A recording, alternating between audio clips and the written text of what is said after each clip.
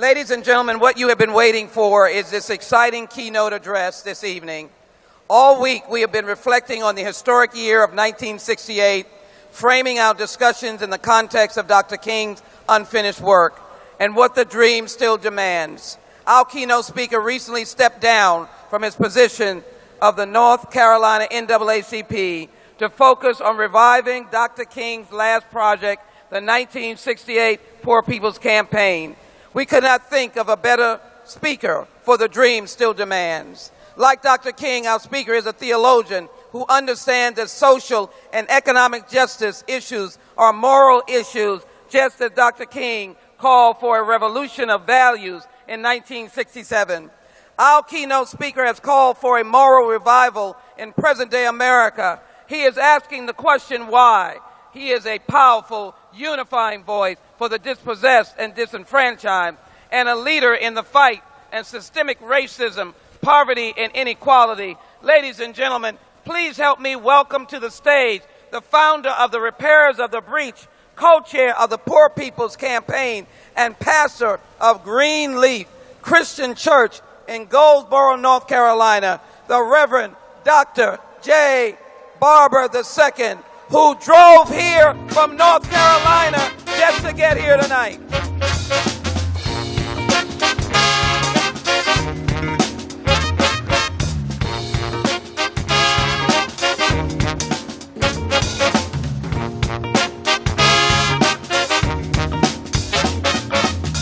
Hello, family.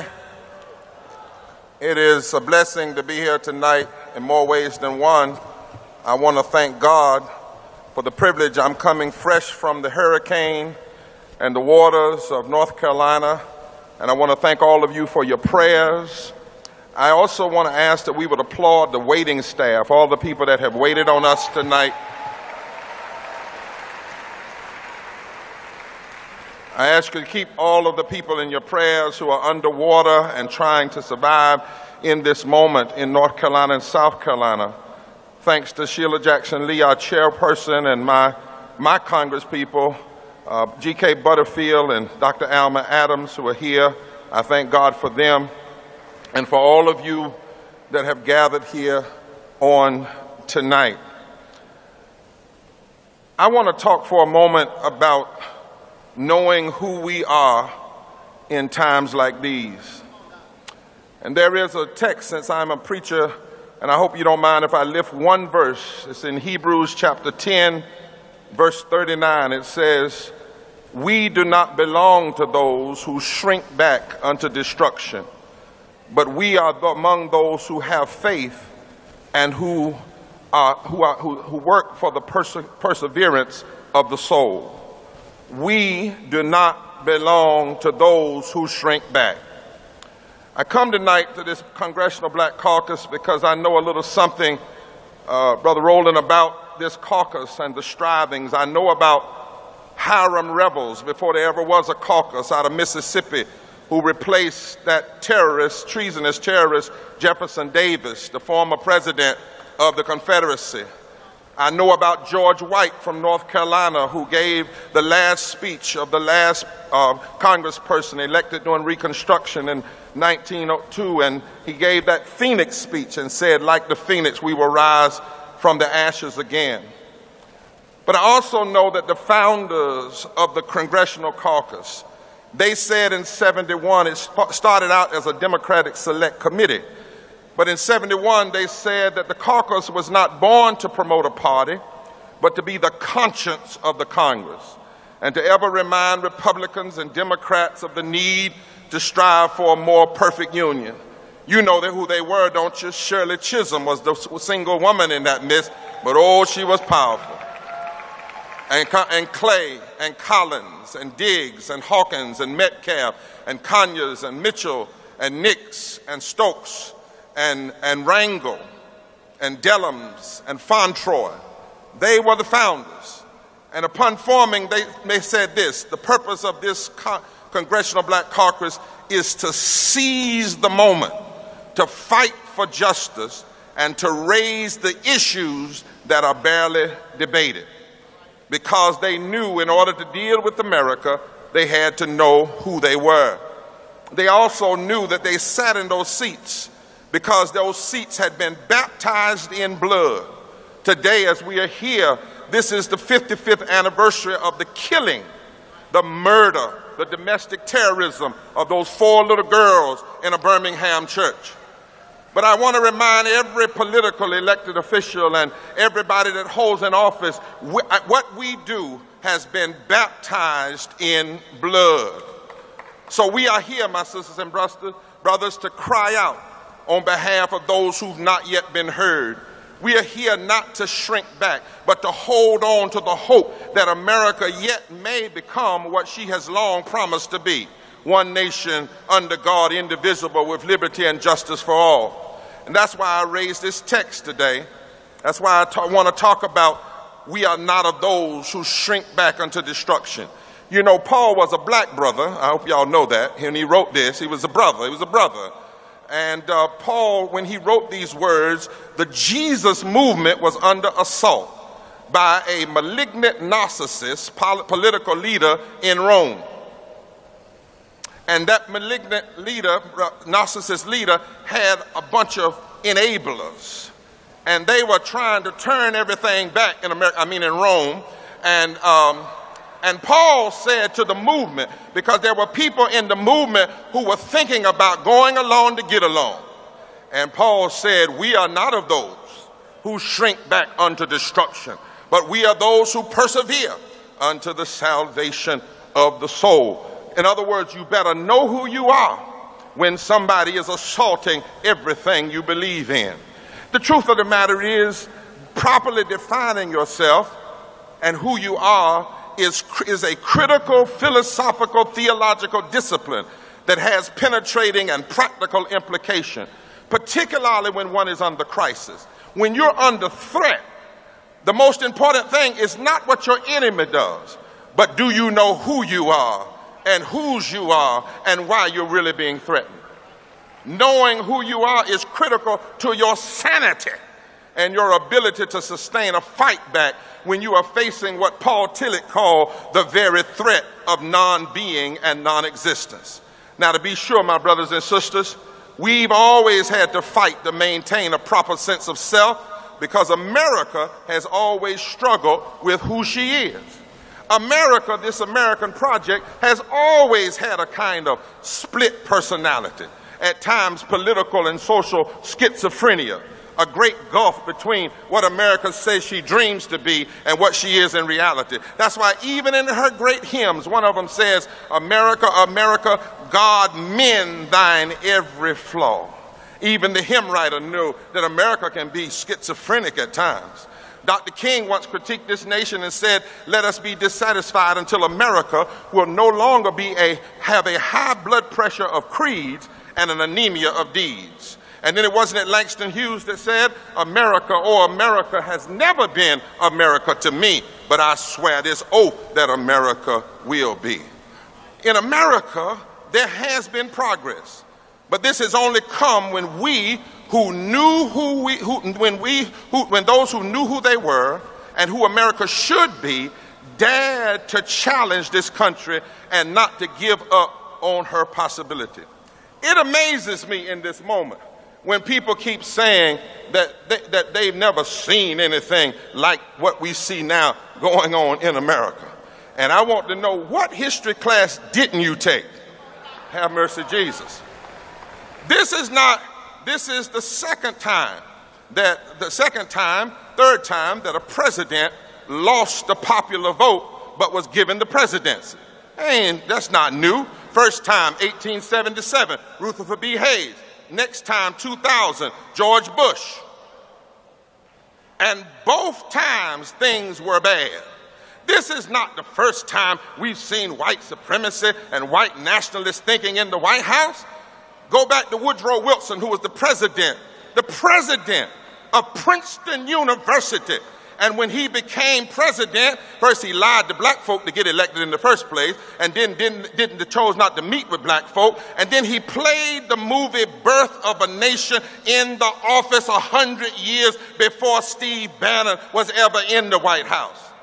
A lot of people don't know that statue in Charlottesville was not raised to give homage to the Civil War. It was raised to give homage to Woodrow Wilson and the return of white supremacy into the highest parts of our government.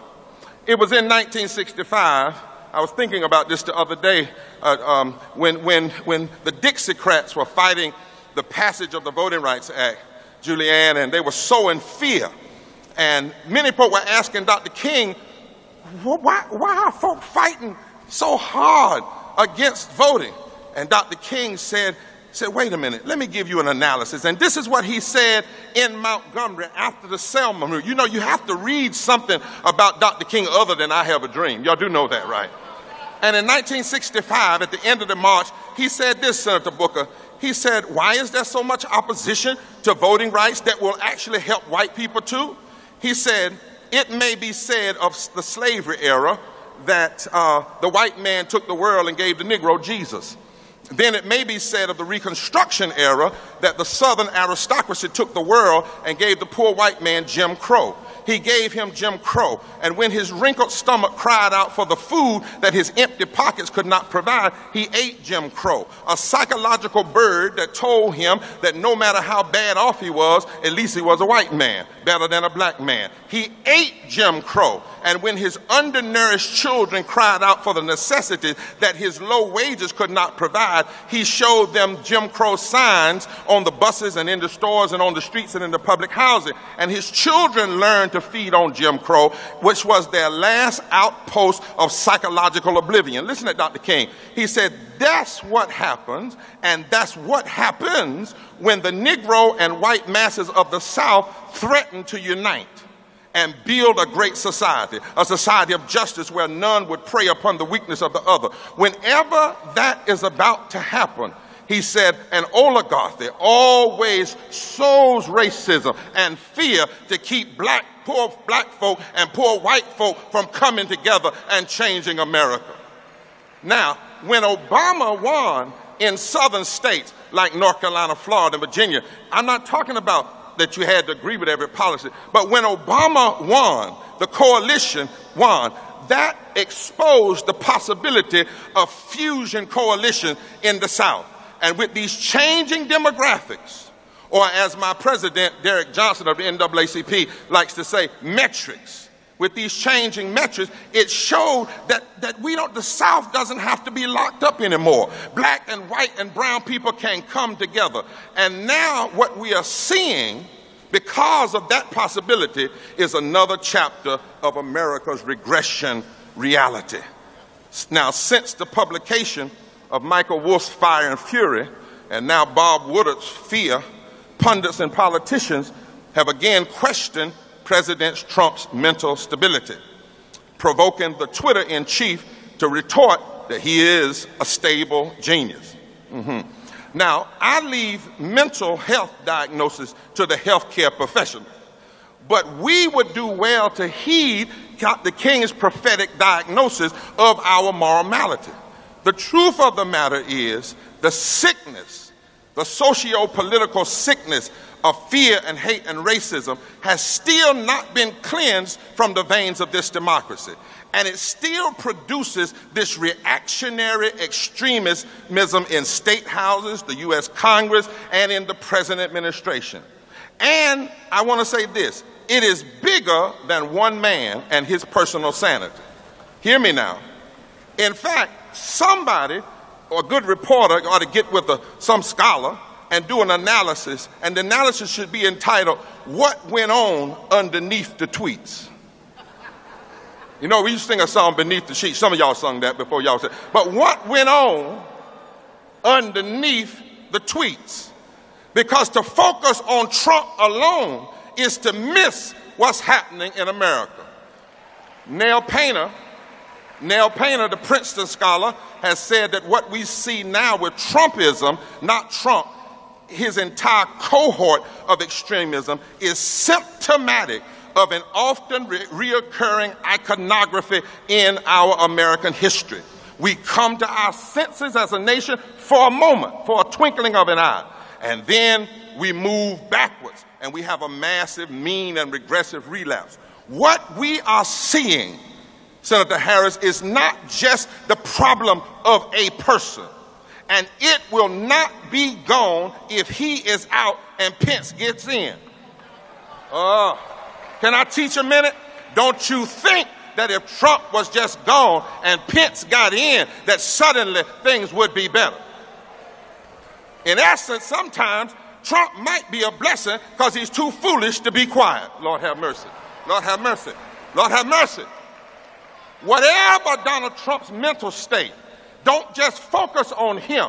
And if we just remove him, 60 million Americans were willing to entrust our government to him after they heard the extremism of his policy, the racist, mean, economically insane, and constitutionally inconsistent policy. 60 million people. And so if he's crazy, what's wrong with America? Whatever his mental state, in 2016, we, Democrats and Republicans, went through 26 presidential debates, and not one of them focused for 1 hour or 30 minutes on systemic racism. Now think about that for a minute. The truth is, America has almost lost, never really had, the ability to talk about racism. Now, we got to be clear on that, especially in this room, because nearly every politician in the United States condemned the hate after the violence by anti-black, anti-Semitic, and anti-gay white nationalists in Charlottesville. Almost everybody that's got any sense would say, we don't agree with that. Or when Roseanne Barr says something foolish, everybody says, oh, that's racist. We don't agree with that. But I stopped by to tell you, racism and white supremacy is not just about hate, individual hate. It's about power. And the question is not whether politicians condemn hate, individualized hate, moments of hate, but whether they promote the policy agenda of white supremacy.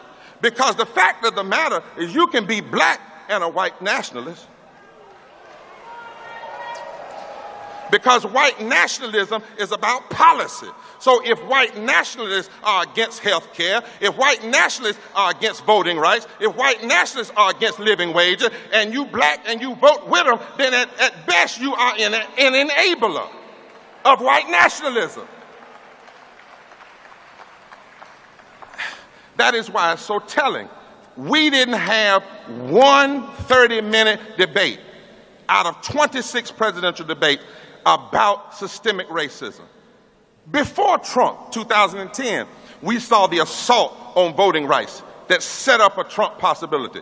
In 2013, the Voting Rights Act was gutted, thrown into the Congress. Paul Ryan and Boehner and McConnell have refused to fix the Voting Rights Act for 5 years. Now watch this. We call Strom Thurmond a racist, and he only filibustered the 1957 Civil Rights Act for 1 day. We have seen massive gerrymandering, massive voter identification requirement. We've seen the rollback of early voting and same-day registration. We've seen more than 26 states that represent more than 500, that represent millions of black voters engage in voter suppression. We don't know what Russia did yet, but we know what voter suppression has done. And we didn't have one debate about this kind of racism.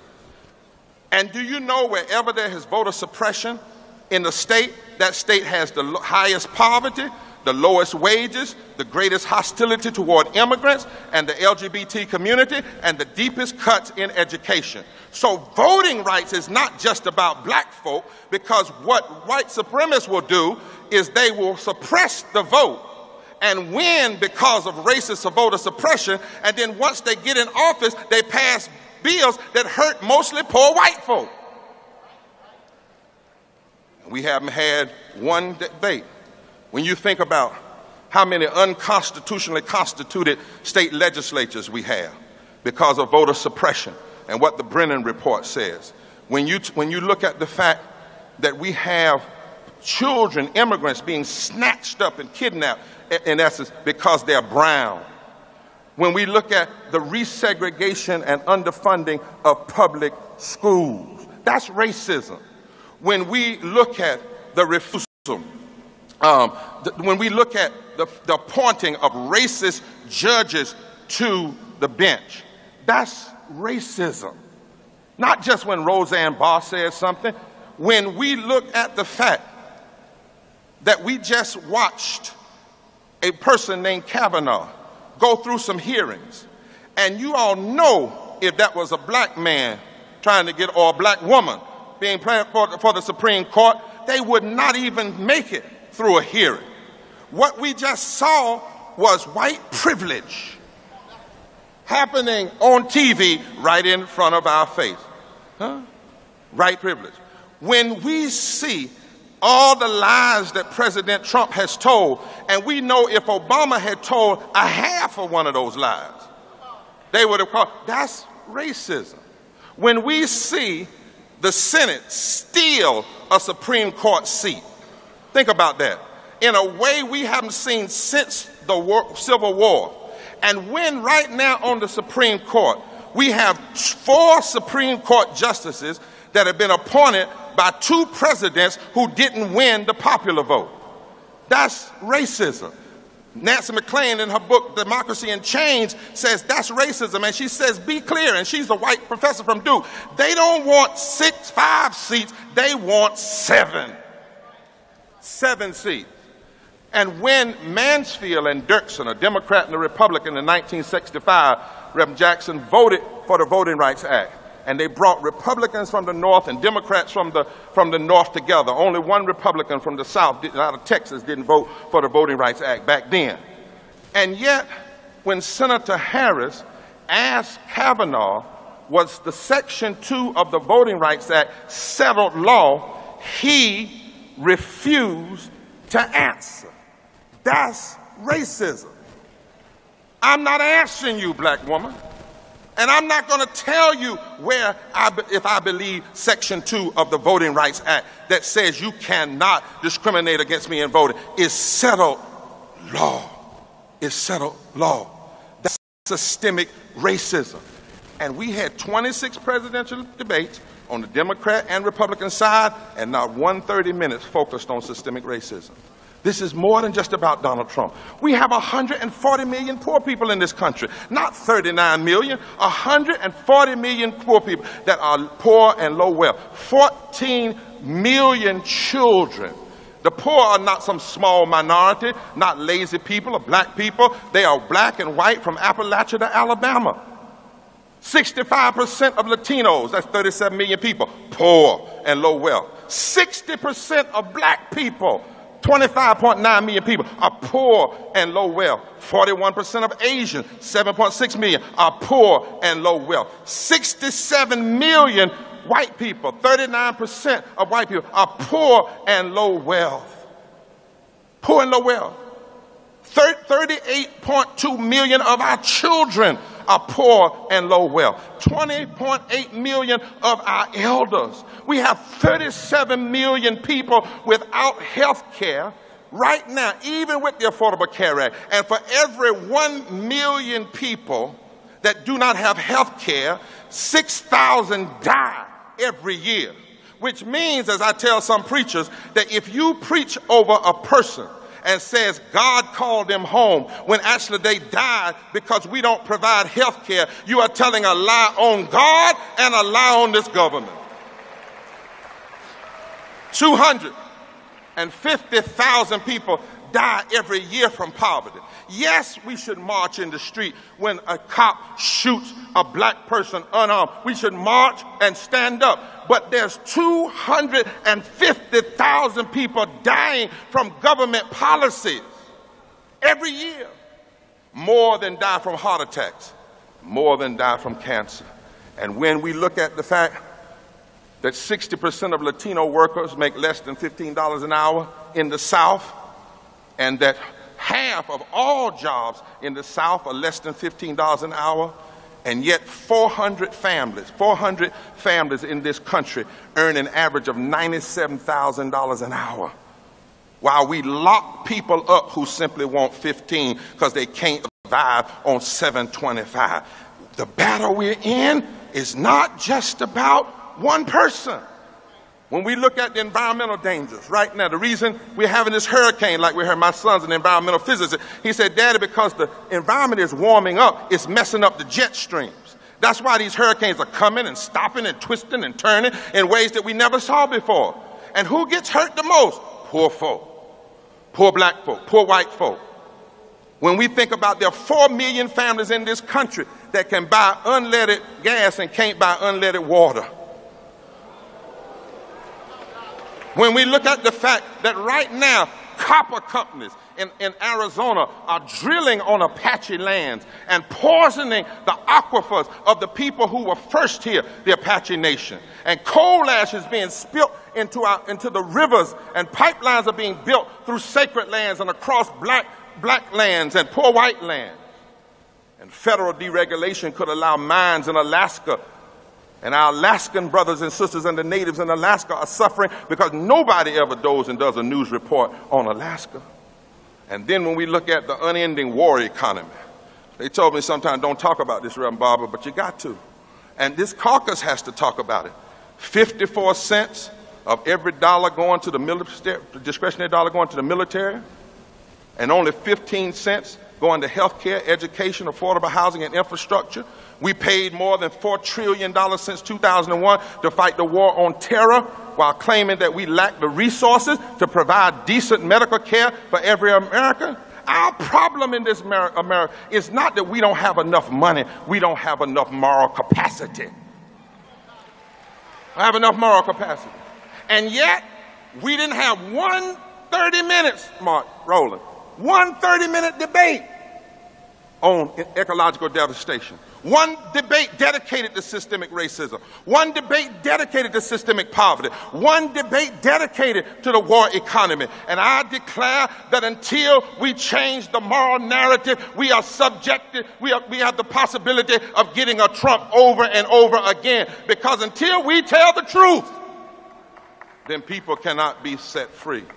And then the last thing that we got to deal with, and we didn't have a debate on this, is this false moral narrative of so-called Christian religious nationalism, where so-called black and white religionists, I don't call them evangelical because I'm an evangelical, black and white religionists have the nerve to go pray, P-R-Y, for the president while he is praying, P-R-E-Y-I-N-G, on the poor and the very people that Jesus told us to care about. And then when Reverend Robert Jeffries has the nerve to tell the president at his inauguration sermon, God has given you the authority to build a wall. Knowing that Jesus didn't build walls, he tore down walls.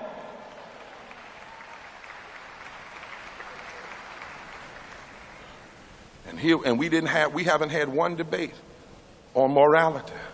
So my brothers and sisters, here's what I want to say. While whatever Trump's mental state, it is good that we're having a mid-year election because maybe people will understand this ain't just about Trump. This is bigger than one man.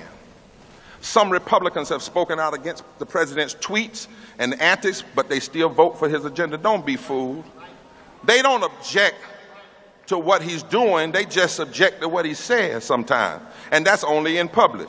And many Democrats, on the other hand, have imagined that Trumpism can be countered by a simple economic message that doesn't address the deep connection between our historical racism, inequality, and the rise of white supremacy. When politicians, some of them say his word about shithole nation is just tough talk, and others say it's racist and vulgar, his words, but they refuse to call his policies racist and vulgar, we are not really engaging in dealing with the issue of systemic racism. We face a challenge that is more fundamental and more potentially transformative than either party has yet recognized. This moment is not about whether a party is possible. This moment is about whether America is possible. Hear me now. We are in the birth pains of a third reconstruction and a third deconstruction at the same time. And America needs more than a new president. Yes, we need one. We need a moral revival. And in order for this to happen, we must know who we are. We, the people who suffered on the slave ships, are once again being called to be the conscience of this nation.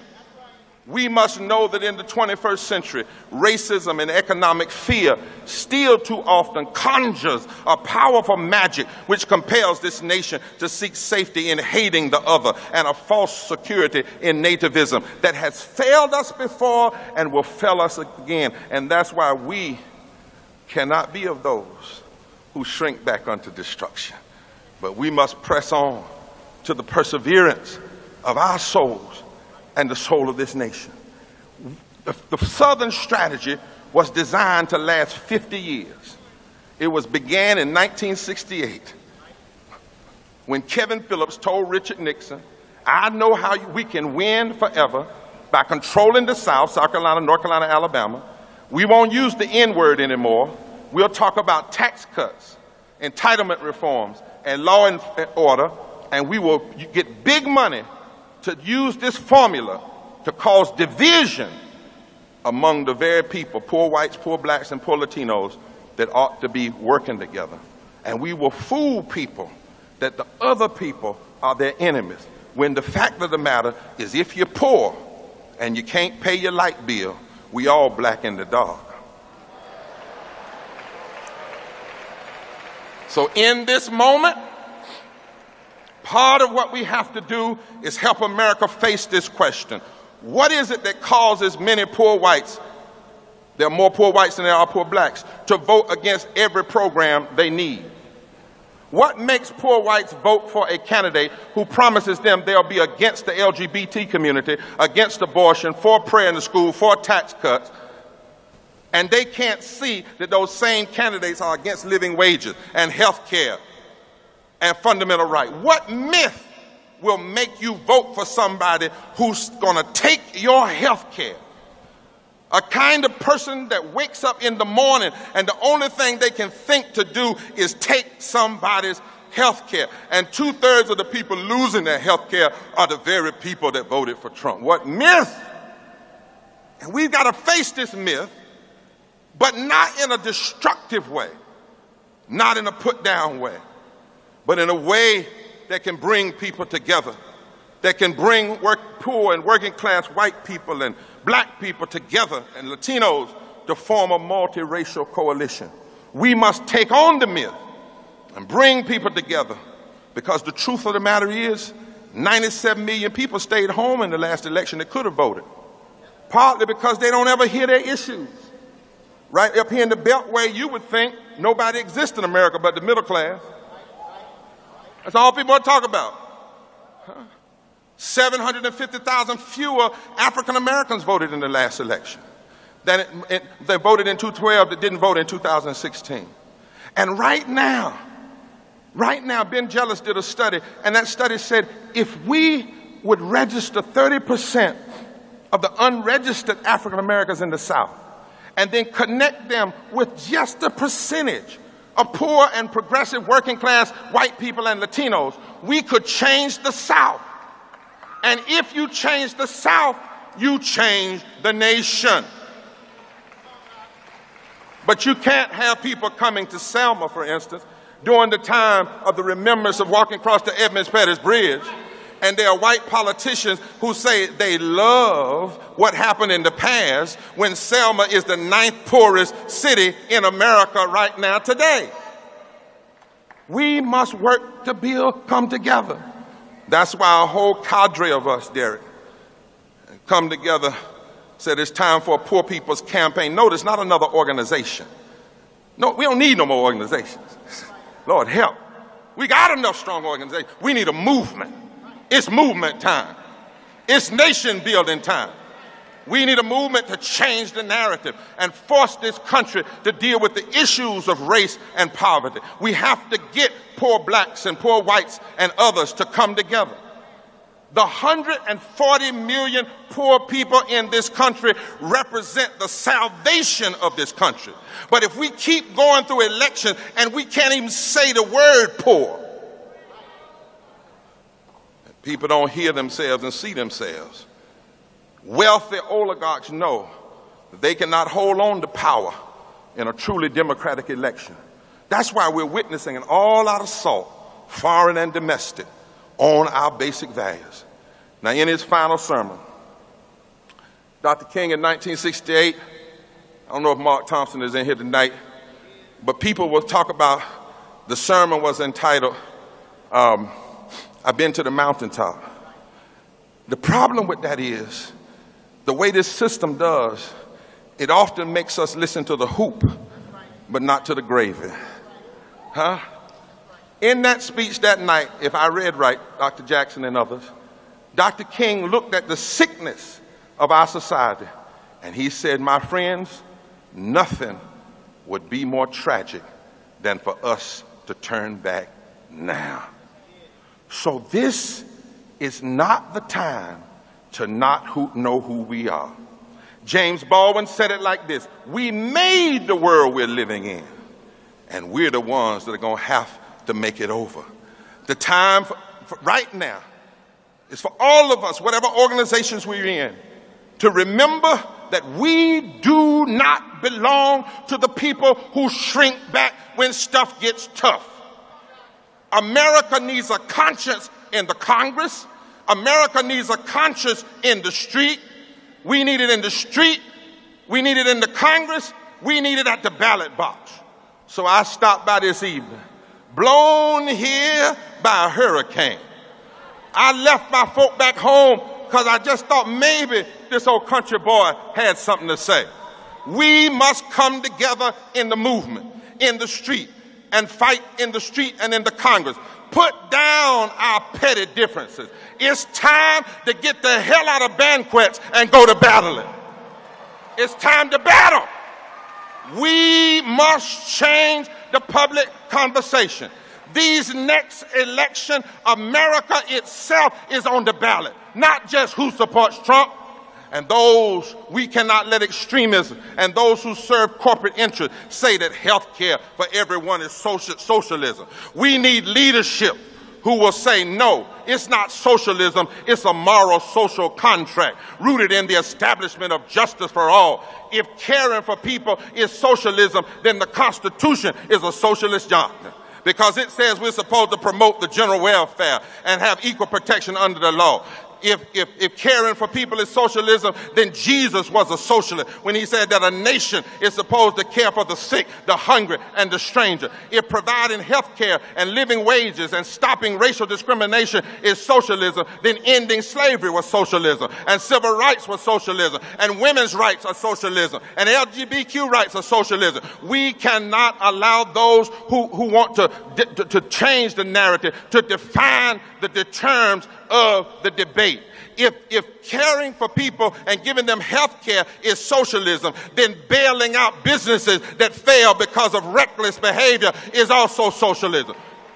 We must challenge those. We must be those who challenge Democrats to do more than they would do. And we must challenge Republicans to do less than they want to do. We must bring Satyagraha, truth force, to the political space. We cannot fail to be who we are. We must be the conscience of this nation. Otherwise, the soul of this nation will be fatally wounded. And I'll stop by to tell you that there are some folk that can't help us. They're not going to get up now. Frederick Douglass is dead. I went to his grave up in Rochester. I called his name. He didn't get up. Sojourner Truth is dead. They're not coming back. Ella Baker, not coming back. Fannie Lou Hamer, not coming back. Rosa Parks, not coming back. Dorothy Day, not coming back. Rebecca Heschel, not coming back. James Reeb, not coming back. Martin, not coming back. Malcolm, not coming back. It's our time. And together, we must march. We must vote. We must fight. We must demand the restoration of the Voting Rights Act. We must demand automatic voter registration at 18. We must demand early vote in every state. We must demand Election Day as a holiday. We must demand just immigration reform and a pathway to citizenship. We must demand tribal recognition for First Nation and Native Americans and Alaskans. We must end mass incarceration and the new Jim Crow. We must demand federal and state living wages. We must demand a right for all workers to join a union. We must demand equal pay for equal work. We must demand a guaranteed basic income. We must demand free tuition to public colleges and education. We must demand equitable funding for HBCUs. We must demand health care for everybody. We must demand fair housing and housing for everybody. And not because it's a democratic platform, but because it's a moral platform and a right platform. We must demand clean water, clean air, a ban on fracking and mountaintop removal and coal mining and coal ash pump. We must put a ban on new pipelines and refineries, and we must end military regression, and we must demand and stop the privatization of our military budget. We must demand a ban on assault rifle. We must demand the demilitarization of our borders and our community. We must have it. We must demand it. We must fight for it. Our vision must be bigger than Trump. Our vision must be saving the heart of this nation. And I tell you, these are tough times, Reverend Jackson. There's some mean folk out here, some greedy, and they're cocky on every side. Never before in recent history has so much money been spent to resist equality. It's pornographic, it's blatant, it's arrogant. These are troubling times. But we are not of those who shrink back unto destruction. Faith says stand up to Pharaoh. Faith says stand up to false prophets. I wish I had a witness since I came all the way through a hurricane. Faith takes on the giants. Faith refuses to deal with sinister situations. And I've seen it. I've been on the road. I don't know where y'all been, but I've been in Missouri. And I've seen young black low-wage workers and parents hook up with brigades of octogenarians, 80-year-old plus. I've been in New York and seen community organizers meet with veterans and religious leaders. Been in California and watched undocumented and indigenous folk hook up in Los Angeles. I've been down in Mississippi and seen white folk and black folk fighting in the Poor People's Campaign about poverty and against suppressing the vote. I've been in West Virginia and seen white women from West Virginia hook up with black women from Alabama. I even heard Nick Smith, a white Appalachian boy, a fast food worker for the Fight for 15, who's organizing in the mountains of Virginia. He said this. He said, look, I'm poor, I'm white, but I'm here. And this hillbilly is going to join other poor folk because we got to push, because we have no other choice but to push and to fight back.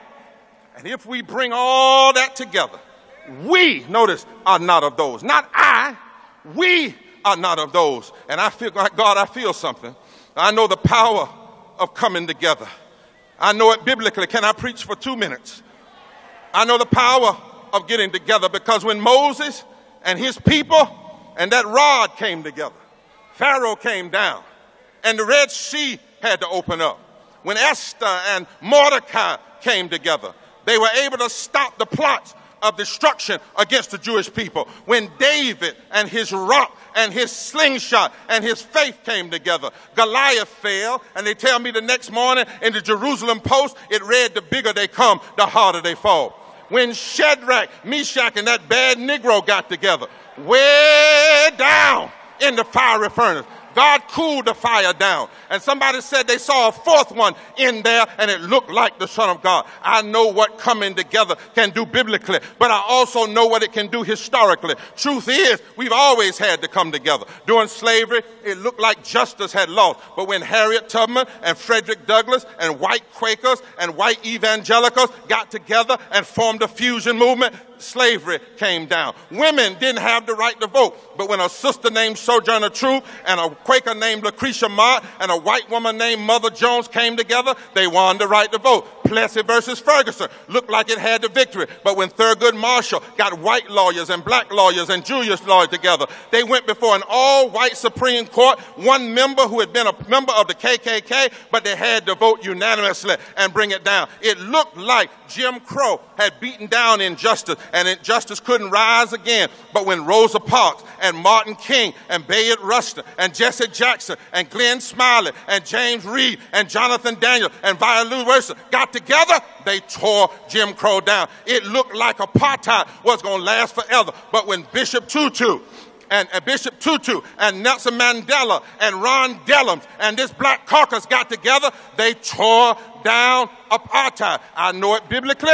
I know it historically. So no matter how you fight, if we fight together, we can win. How do I know it? Because I know it also personally. You know, because several years ago, some folks said I'd never walk again.